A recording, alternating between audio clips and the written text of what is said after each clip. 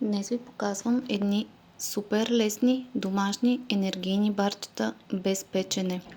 За тях използвах 70 грама овесени ядки, 90 грама форми, около 40 грама бадеми, кокосово масло, малко мед и шоколад по желание отгоре, какъвто на вас ви харесва. Първо смлях бадемите в чопъра, но не на прах. А формите ги пасирах отделно, за да останат с хубава текстура и да не става прекалено на каша. След това смесих всичко с овесени ядки, мед и кокосовото масло. Прехвърлих сместа във форма и я притиснах добре, а отгоре добавих разтопен шоколад.